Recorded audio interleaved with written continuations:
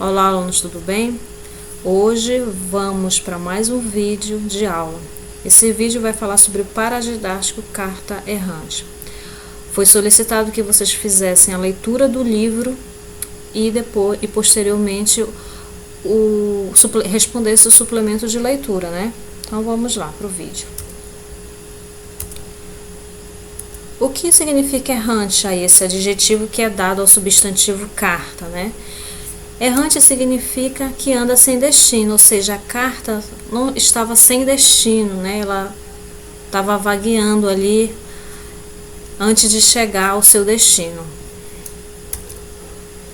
Você já recebeu alguma carta, né? O texto fala sobre uma carta que é destinada a alguém. Você já recebeu alguma carta, né?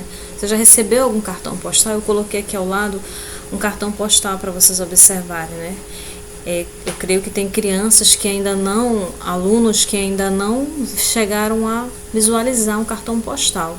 Antigamente, quem viajava, ou se você tinha algum parente, algum familiar que morava em outra cidade ou que morava em outros países, né? Em outros países, enviava um cartão postal. Na frente do cartão postal vinha uma foto, né, de um ponto turístico do local. E no outro lado você colocava o selo, colocava para quem era o destinatário, quem era o remetente, escrevia alguma mensagem para a pessoa, né? Atualmente as pessoas não utilizam mais o cartão postal, né? As pessoas não utilizam outras formas de se comunicar, né? É o e-mail, é o celular, são as redes sociais, né? Vários aplicativos que você baixa, consegue visualizar outra pessoa do outro lado do mundo, né? Você consegue ter contato com a outra pessoa. Então, dificilmente alguém escreve uma carta, né? Até as pessoas que moram mais longe, onde não chega a tecnologia, nos interiores, as pessoas já utilizam internet, né? Colocam antenas para captar o sinal, para enviar aí a mensagem para outro familiar que esteja distante, né? Sobre o livro, né? O livro vem falando sobre uma avó que mora num país distante, que ela mora em Israel. Coloquei aqui o mapa para vocês observarem a localização de Israel. E ela escreve uma carta para a neta que faz aniversário. Nessa carta ela diz que está um pouco esquecida, que não gosta de escrever, na verdade, mas que está escrevendo uma carta para a neta e que ela ela tem esquecimento, ela tem dores no corpo devido à idade em que ela se encontra, na verdade. Ela escreve também que sofreu perseguições por ser de uma família judia, né? Quando ela sentiu fome e medo, mas manteve sempre sua coragem e teimosia, porque nessa época em que ela morava na Polônia, a religião, a família que era judia, dessa religião do judaísmo, os militares, o governo naquela época, ele não permitia que outras pessoas tivessem uma religião, outras religiões, né? Tinha que ser a religião que eles determinavam. Então aí era essa perseguição com relação a isso. Atualmente existe a tolerância religiosa, né? Muitos países permitem que você siga outras religiões. Vocês já devem ter feito algum trabalho de ensino religioso que fala sobre vários tipos de religiões no mundo, né? Alguns países ainda sofrem guerras, né, com a questão da religião. Ela escreve no livro como veio para o Brasil como imigrante, né? Assim como os judeus, milhares de imigrantes vieram para o Brasil. Nós vimos já em outro momento na matéria, na disciplina de história, falando sobre a imigração, né? Que muitos vieram para o nosso país por conta de guerras, né? Eram refugiados de guerra, fugindo de perseguições e também em busca de trabalho. Dessa forma, essas famílias conseguiram reconstruir sua família. No caso, ela veio da Polônia, né? Veio para o Brasil. A avó, ela veio da Polônia para o Brasil, né? Lá que ela sofreu as perseguições por conta que a sua família era judia. E ela veio para o Brasil. Ela também fala do seu marido, também do esposo dela, que também foi um imigrante, também que veio, né? Também da Áustria, né? Ele veio também como imigrante para o Brasil. Ela também viajou para vários lugares por conta do seu esposo, do seu marido, que ele era um cientista, né? E ele fazia pesquisa, então ele viajava por vários lugares do país, do mundo, né? Vamos lá para o suplemento de leitura. Primeiro, relembre alguns fatos da história escrevendo F para falso, V para verdadeiro para cada frase. Lia, a avó de Luciana, morava em Israel? Falei aqui na apresentação, né? Sim, ela morava lá em Israel, né? Ela nasceu na Polônia, mas ela veio para o Brasil como imigrante, morou aqui e depois que ela foi morar em Israel. No livro ela fala para a neta, para Luciana, que ela um dia ia explicar para a neta por que ela morava lá, né?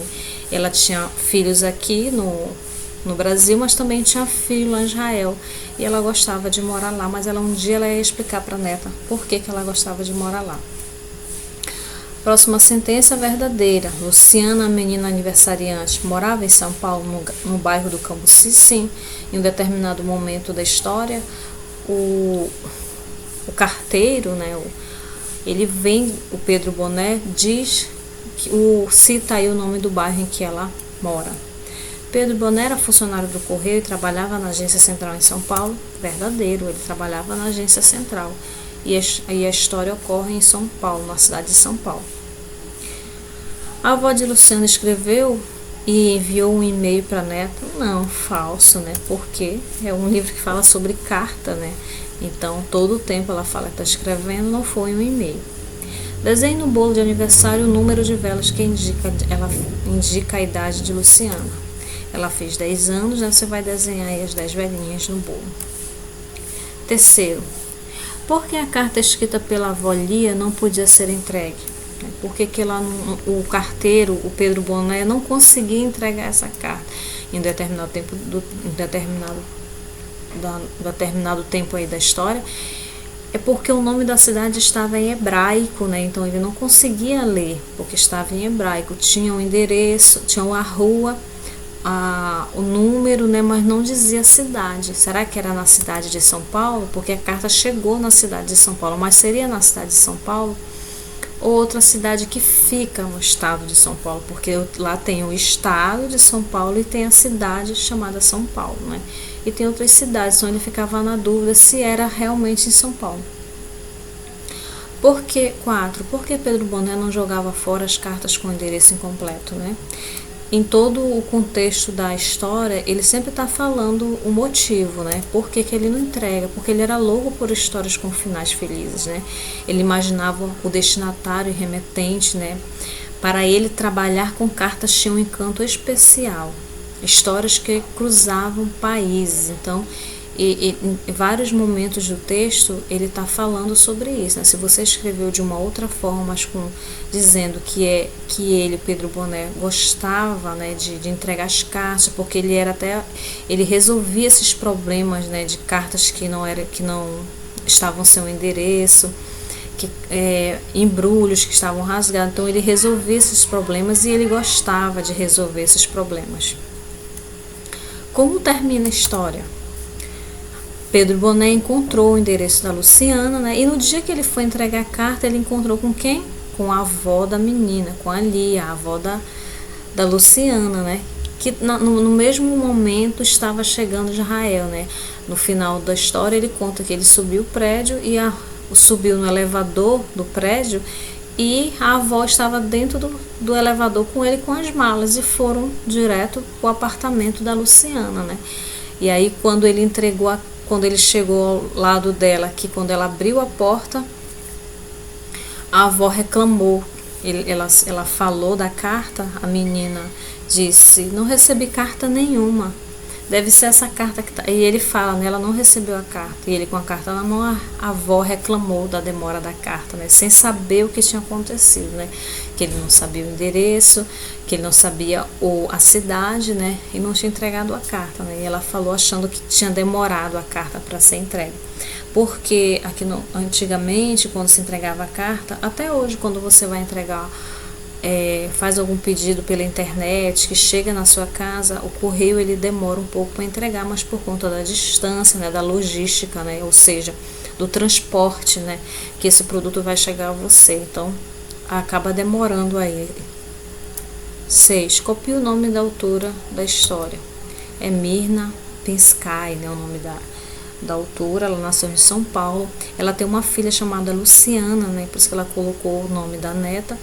E ela escreveu o esposo da avó tem característica do pai dela, então ela escreveu colocou o nome da filha, né, na Luciana, lembrando de alguns fatos de sua infância, da sua história, né, colocou o nome da filha da personagem e lembrou do pai dela. Agora desenha a parte da história que você mais gostou, é um desenho pessoal, você vai fazer o seu desenho. Capricha, hein? 7. Do que você mais gosta de escrever? O que você mais gosta, de escrever ou de receber cartas? Também é uma resposta pessoal, né? Você gosta de escrever, você gosta de receber cartas? Escreva aí, por quê? 8. Para você imaginar o nome de uma avó, coloque aí um nome de vó, o nome de uma criança e o endereço, cria aí um endereço. Essa é a resposta pessoal.